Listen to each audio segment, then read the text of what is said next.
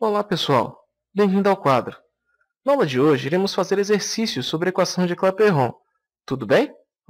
60 gramas de um gás confinado em um recipiente de 12,3 litros exerce uma pressão de 6 atm quando a temperatura é de 927 graus Celsius. Tá certo? Calcule a massa molecular deste gás. Tudo bem?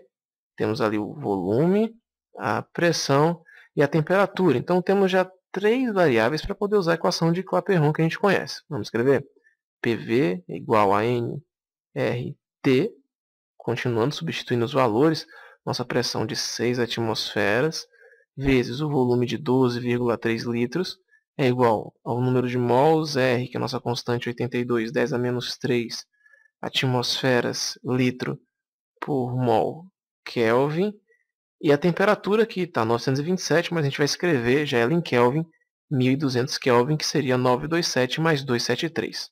Tá certo? Então a gente vai poder cortar lá atmosfera com atmosfera, tudo bem?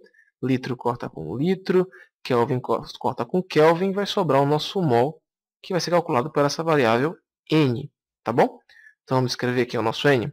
N é igual a 6 vezes 12,3, que está do lado esquerdo da equação, dividido por 82, 10 a menos 3, vezes, vou aumentar aqui a fração, o nosso 1200 que veio lá da temperatura. Tá certo? Isso tudo com unidade de mol, que foi o que sobrou. O nosso 82 pode ser dividido por 41, assim como 12,3. 82 por 41 dá 2. 12,3 por 41 dá 0,3. Temos o 10 a menos 3, que dá para, multiplicando ali pelo 1200, a gente corta os dois zeros e ainda sobra uma vírgulazinha para colocar 1,2. 6 dividido por 2 dá 3, e 1,2 dividido pelo 0,3 de cima dá 4 embaixo. Então, nós temos que essa nossa conta dá 3 em cima, dividido por 4, mol. Tudo bem? Nós temos 3 quartos de mol, 0,75 mol. Mas foi nos pedido na questão a massa molecular deste gás. Como calcular a massa molecular, né? Nós sabemos que o número de mols é igual à massa da amostra dividido pela massa molar. Depois a gente pega a massa molar e uma mudança simples de unidade, ela se transforma em massa molecular. Tá certo? Tem ali 60 gramas é a massa da amostra de gás. Então vamos continuar nossa continha. O número de mols é 3 quartos de mol, é igual. Nossa massa, que é de 60 gramas, é a massa da amostra de gás, tá? Que foi dada no começo da questão, dividido pela massa molar. Vamos continuar. Nossa massa molar, então, vai ser dada por...